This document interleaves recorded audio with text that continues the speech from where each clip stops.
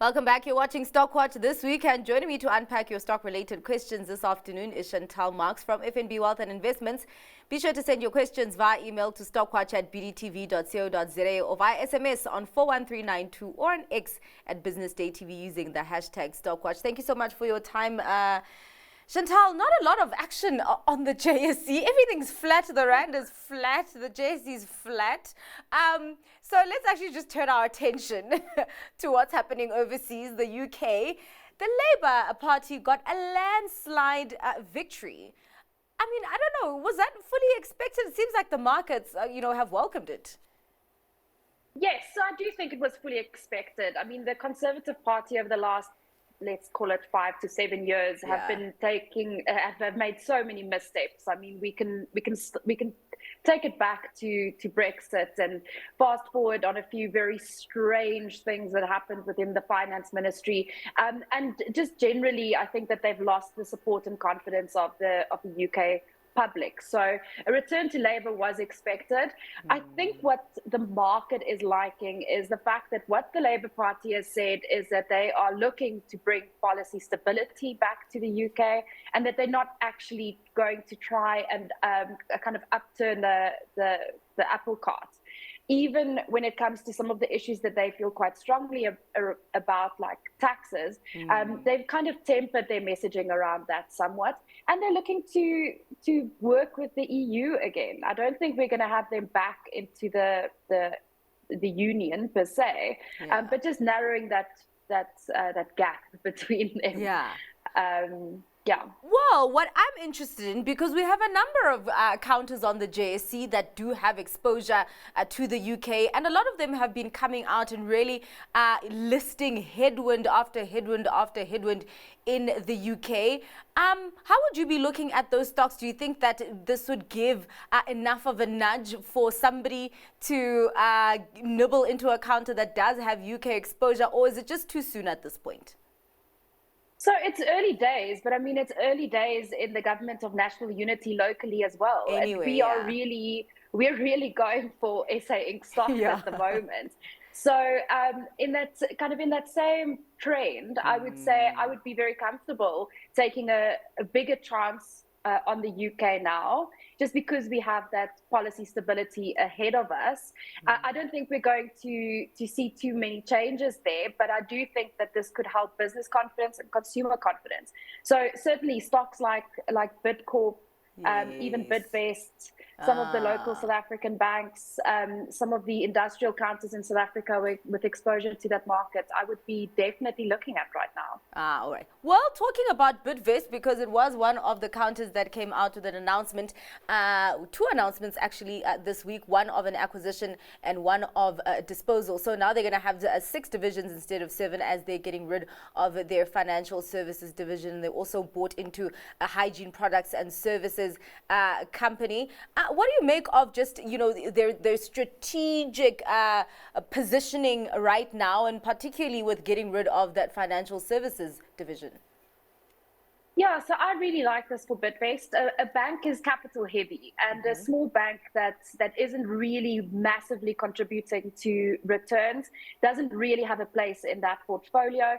So I think that they can actually use that capital and allocate that to additional acquisitions. I really like the acquisition announcement that they made in the hygiene space with a focus on the UK, Canada, and the US. I think there's scope for consolidation in that market, and we know that Bidvest has a very deep and long-standing expertise in that area. So yeah, I really like that idea. I just don't know who they're going to sell the bank to, because I think that is going to be a little bit tough.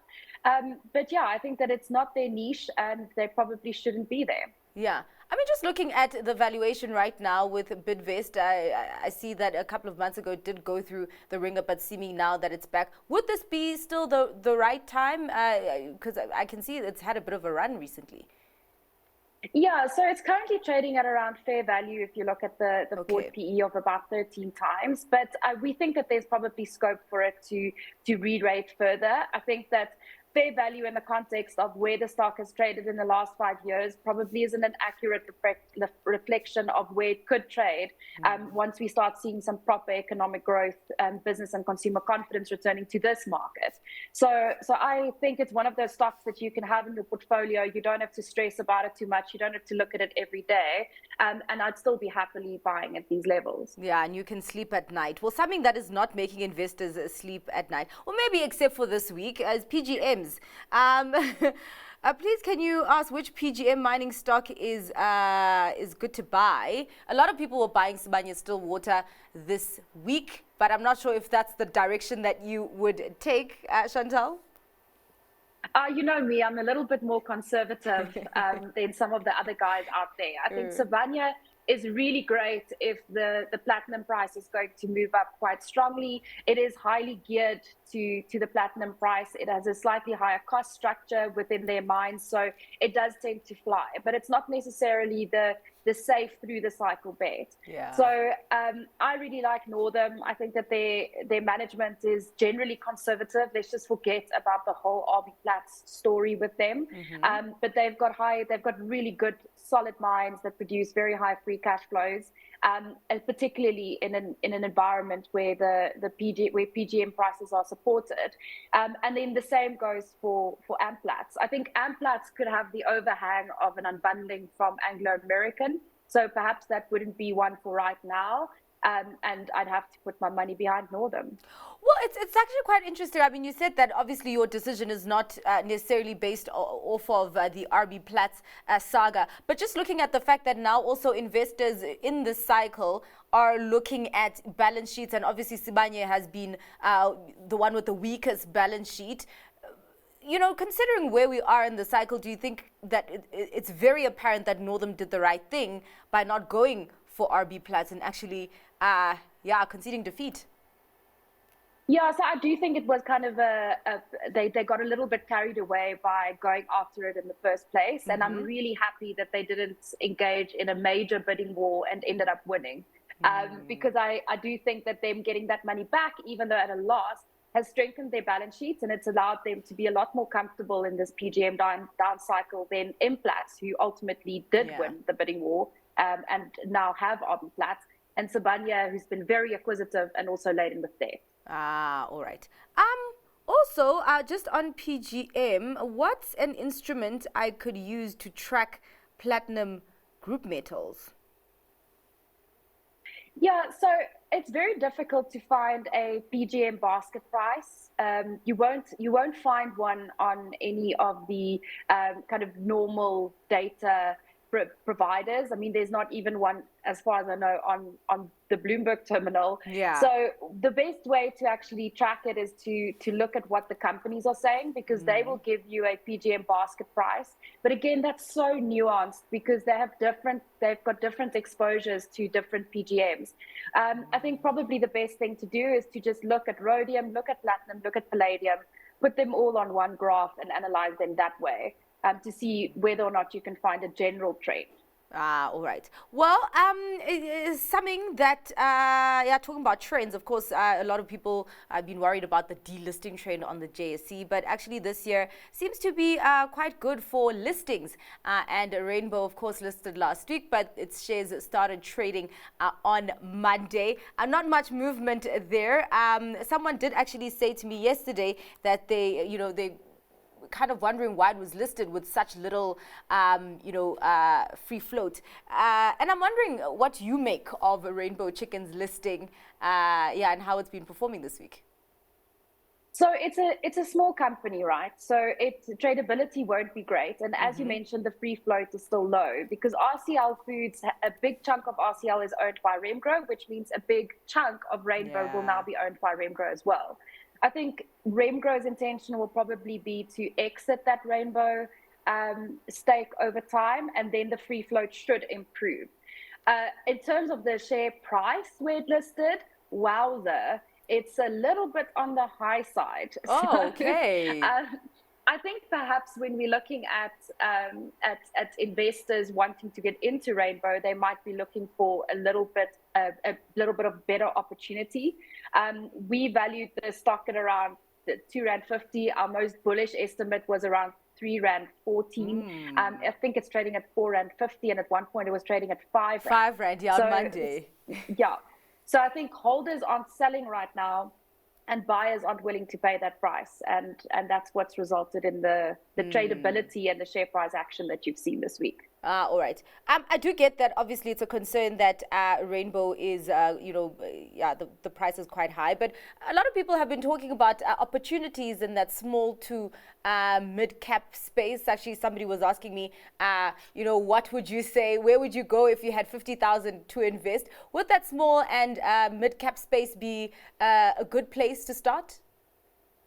Oh yeah, absolutely. So one of the areas that I think we'll see the most benefit coming through from the political stability that we're seeing right now, and perhaps even some competition in cabinet, is in the infrastructure space. So I do think that the companies that are in construction materials like Afrimat, in construction themselves like Renate, in kind of the more industrial component side of things like Udeco and Udeco, Roynet, and even Invicta should do well in this space. I think I misspoke earlier and said construction Roynet. I was already thinking about the next thing. I mean Raubex in construction. Yes. So I think that this is a space that's really interesting. Most of these stocks are in that lower market cap of the mid cap segment, and even in the small cap segment. And then there are loads of other interesting companies as well that are exposed to the South African consumer that I think can do quite well in this era as well. Well, what about PPC? Because I mean, we do have to note, the improvement that they have had in their financial situation.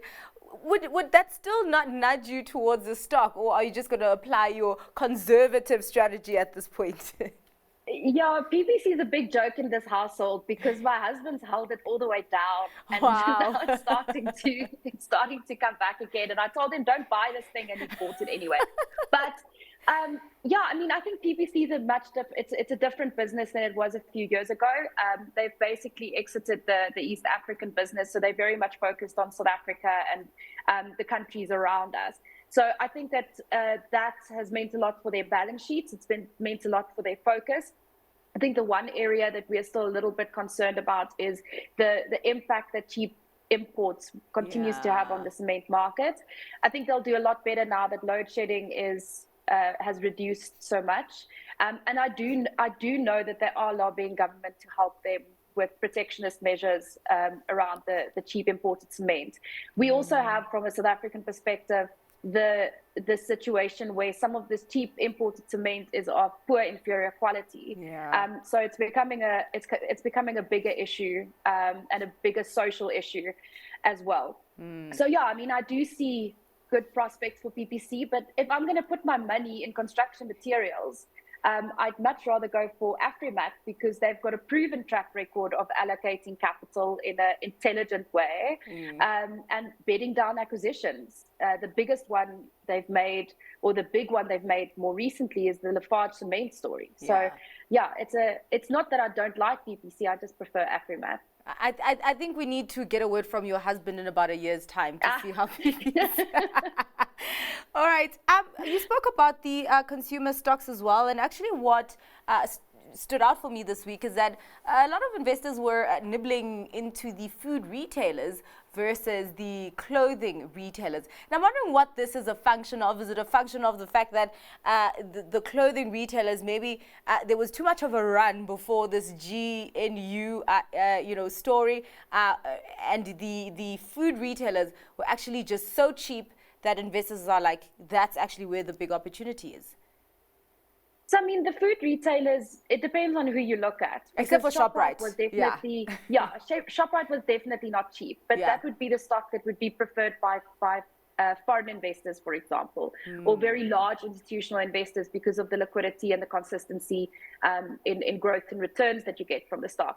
I think the likes of a Pick n Pay and a Spar, these are beaten down companies. They are beaten down. And I think when the interest rate cycle starts turning, and it will, we've already got kind of decent visibility of what's going to happen over the next year or so in interest rates, combined with perhaps an uplift in growth in South Africa because of some of the structural constraints to growth being removed.